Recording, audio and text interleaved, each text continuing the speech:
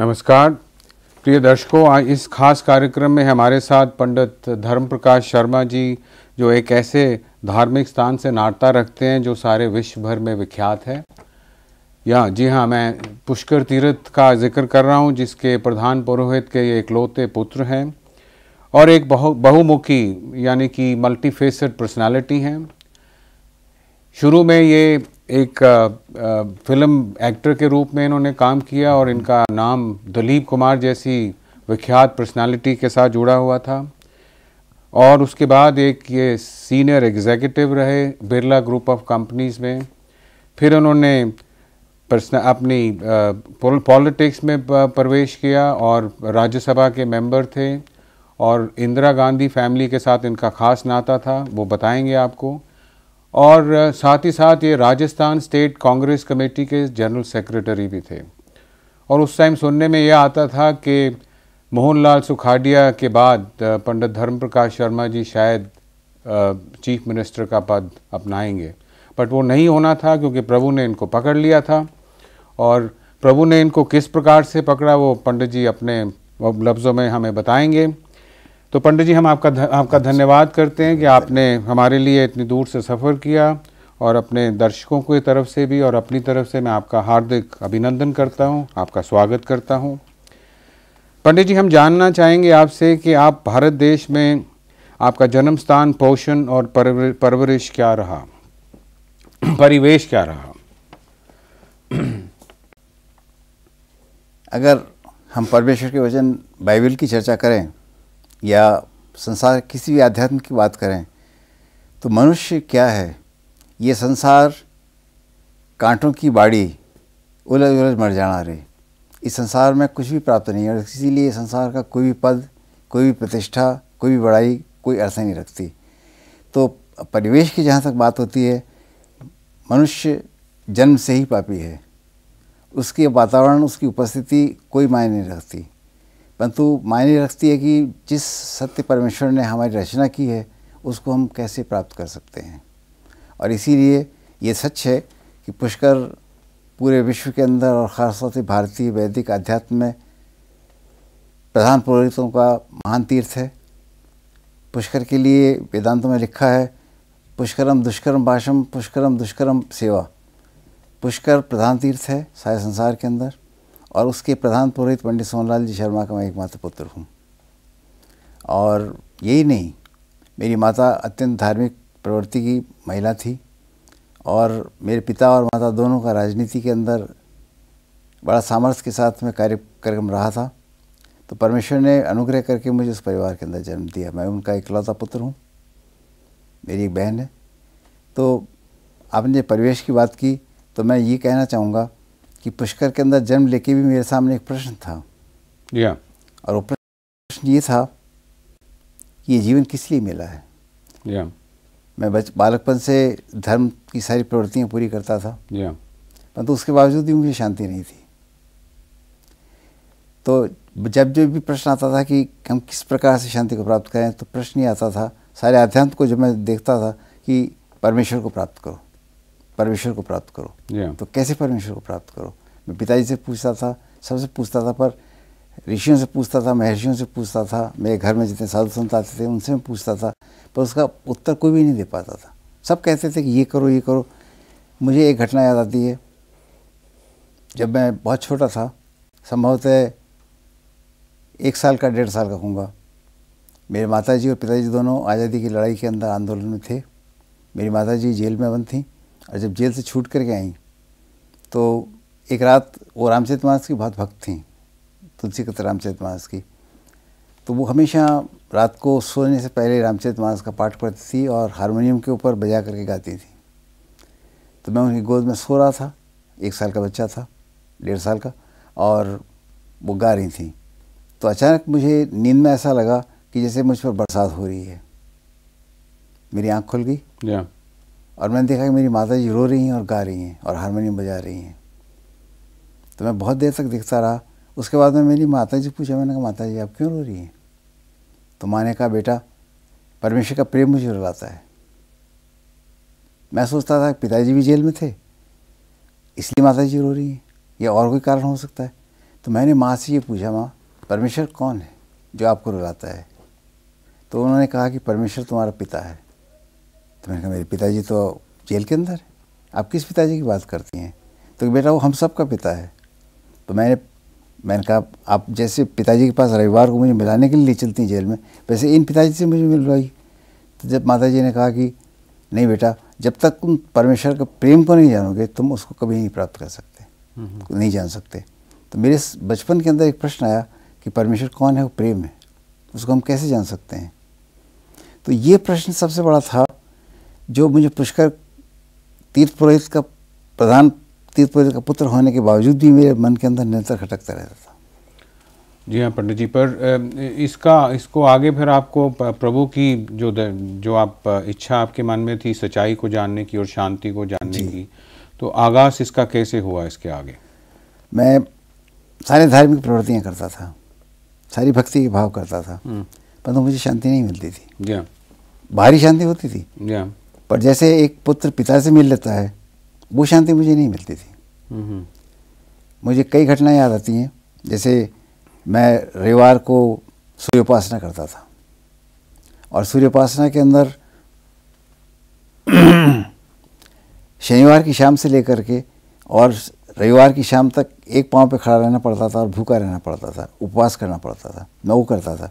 एक मुझे याद है एक दिन का कि इस तरह से उपवास करने के बाद में रविवार के संध्या काल को उपवास समाप्त करने के बाद में मैं जब सड़क पर जा रहा था पुष्कर के अंदर, थोड़ी छींटे पड़े थे, बरसात हुई थी, तो अचानक एक बालक साइकिल के ऊपर भागता हुआ आया और वो आकर के मेरे नज़दीक गिर गया साइकिल पर से। और जब गिर गया तो उसका जो साइकिल का टायर था, वो जो मैं धोती और कुर्ता पहना करता था, तो धोती के ऊपर लग गया उसका टायर। उसे कीचड़ से सारी धोती सन गई। तो बजाय इसके कि मैं उस बच्चे की सहायता करता, उसको उठाता सड़क पर से, मैंने उस बच्चे का कान पकड़ा और कान पकड़ करके मैंने कहा कि साइकिल चलाना नहीं आता। क्रोध से कहा साइकिल चलाना नहीं आता। बच्चा डर के मारे उठ करके भाग गया। पर अचानक किसी ने मुझसे प्रश्न किया कि तू किस लिए उपवास करता है, तेरी क्या धार्मिकता है? जब तू एक बच्चे को क्षमा भाव से उसकी सहायता नहीं कर सकता तो तेरी सारी धार्मिकता नकली है, धोखा है। तो ये प्रश्न निरंतर रहता था कि मैं जितनी धार्मिकता कार्य करता हूँ, क्या उनके अंदर परमेश्वर की निकटता है? क्या परमेश्वर की जीवन की शैली मेरे जीवन में आ रही है? ये बराबर ऐसा प्रश्न है। इस तरह से तो जब मैं कॉलेज में पढ़ता था एक बार, तब सबसे पहली बार मेरे सामने प्रश्न आया, कि संध्याकाल को हॉस्टल कमरे के अंदर जब मैं था और मैं मेरे इंग्लिश जो मेरा विषय था अंग्रेजी, उसके प्रो सिलेक्शन की किताब को मैं पढ़ रहा था। ये कौन सी यूनिवर्सिटी की बात है? ये आगरा यूनिवर्सिटी की बात है और मैं गवर्नमेंट कॉलेज अजमेर में पढ़ता था। तो मैं हॉस्टल कमरे में था, संध्याकाल थी, बाहर चिड़ियाँ बोल रही थी, मैं कमरे के अंदर था। तो मैंने अपना पढ़ने का कोशिश की, तो सर्मन ऑन द माउंट वो लेसन था, उसको मैंने निकाला। जब मैं उसको पढ़ रहा था तो मैंने कहा ये sermon on the mount Jesus Christ की बात करता है।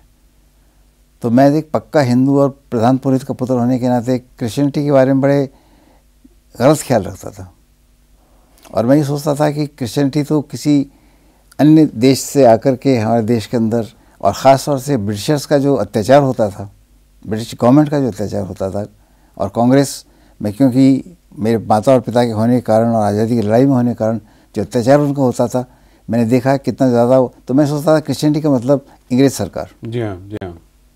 तो मैंने कहा इससे मुझे क्या लेना देना है सर्मन ऑन द माउंट से। तो मैंने उसका जो इंट्रोडक्शन है उसको पढ़ा। उसमें लिखा था this lesson is being taken from the holy Bible and it is said that this has changed the life of Mahatma Gandhi. जी हाँ। तो महात्मा गांधी का नाम आया तो मुझे थोड़ा सा रुझान पैदा हुआ कि महात्मा गांधी के जीवन में इस बाइबल से क्या मतलब घृणा दूर हुई थोड़ी, मेरे मन के अंदर हुआ। yeah.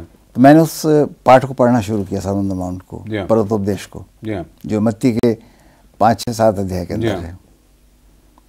तो वहाँ जिस जीवन का वर्णन था, yeah. जो उपदेश दिए जा रहे थे और जो आदमी उपदेश देने वाला था, उसके जीवन की तरफ मैं सोचने लगा बड़े शांत भाव से। बाहर चिड़ियाँ बोल रही थीं, शांत था, बिल्कुल संध्या काल का समय था, और मैं सोचने लगा कि अगर तेरे कोई दाएं गाल पे थप्पड़ मारे तो अपना बाएं गाल सामने कर दे। अगर तेरा कुर्ता कोई छीन के ले जा, तू अपनी चादर भी उसको दे दे। जी हाँ। किसी पर दोष मत लगाओ। तुम जगत का रोशनी हो, तुम जगत का दीपक हो। जब ये मैं पढ़ रहा था तो अचानक मुझे लगा कि हमारे जितने भी अवतार हुए, जितने भी दर्शन हुए, जितना मेरा अध्ययन था, उसमें से कोई भी इतना मायने नहीं रखता था। क्योंकि जितने लोग थे, मैं भारत के दर्शन को मैं देने लगा। मैंने कहा भगवान राम का जीवन बड़ा उत्तम मर्यादा पुरुषोत्तम का जीवन था। पर जब बाली और सुग्रीव की बात हुई तो उन्होंने सुग्रीव की सहायता करने के लिए बाली को धोखे से मरवा दिया। तो मैंने कहा नहीं, राम के जीवन में भी दोष था। जब कृष्ण के जीवन को मैं देखने लगा तो मैंने पाया कि कृष्ण ने भी एक दोष किया था। जब महाभारत का युद्ध हो रहा था तो उस युद्ध के अंदर जब द्रोणाचार्य किसी तरह से हारने के लिए तैयार नहीं थे और सारी पांडवों की सेना को समाप्त कर रहे थे, तो उस समय प्रश्न आया कि किस तरह से द्रोणाचार्य को हताश किया जाए, युद्ध के मैदान से हटाया जाए। तब कृष्ण ने युधिष्ठिर को, जो अर्जुन के बड़े भाई थे, उनको कहा, जो सत्यवादी कहलाते थे, सत्यवादी युधिष्ठिर, उनको कहा कि तुम जाकर के यदि द्रोणाचार्य के पास ये कहो कि अश्वत्थामा हतो नरोवा कुंजरोवा, तुम्हारा इकलौता पुत्र अश्वत्थामा मारा गया है, और धीमे से कह के, जोर से कह के और धीमे से गुजर जाओ, आगे जाकर तो हाथी था या आदमी मालूम नहीं। और उससे पहले एक अश्वत्थामा नाम का एक हाथी था, उसको मरवा दिया गया। और जो ही उन्होंने सुना द्रोणाचार्य ने कि अश्वत्थामा हतो नरोवा कुंजरोवा, तो उन्होंने सोचा कि मेरा पुत्र मारा गया, वो हतोत्साहित हो गए और उन्होंने बाण चलाना बंद कर दिया। और उस दिन पांडवों की सेना बच गई, जो ना विनाश होना था। तो मैंने कृष्ण ने क्यों झूठ बोला? झूठ बोला ना उस टाइम। और भी मैंने जीवन के अंदर बहुत लोगों को देखा जो बड़े बड़े अवतार थे, बड़ी बड़ी बातें थी, बड़े बड़े महापुरुष थे, बड़े बड़े उपदेशक थे, कहीं न कहीं जीवन के अंदर उनका जीवन उस स्तर पर नहीं आता था जिस स्तर के ऊपर उस उपदेश को, जो सर्वन ऑन द माउंट पर्वतोपदेश में पढ़ रहा था, उसके समान। तो मेरे सामने प्रश्न आया कि ये कौन है आदमी उपदेश करने? ये वो मनुष्य है। इसके जीवन के अंदर अगर मैंने जीवन की तराजू लेकर के तोला, संसार के जितने महापुरुष और उनके उपदेश थे उनको रख दिया एक तरफ, और एक तरफ में जो पर्वोपदेश के अंदर जो उपदेश दिया गया था उसको रख दिया। और मैंने देखा कि तराजू का जो पलड़ा है वो उस तरफ भारी है जो पर्वतोपदेश में है। जब मैं सोच ही रहा था तो अचानक मेरे उस हॉस्टल के कमरे में जिसमें मैं रहता था, अचानक एक आवाज़ आई, जैसे कोई बाहर से बोल रहा हो और कह रहा था, मैं वही हूँ जिसको तू बचपन से ढूंढ रहा है। अच्छा।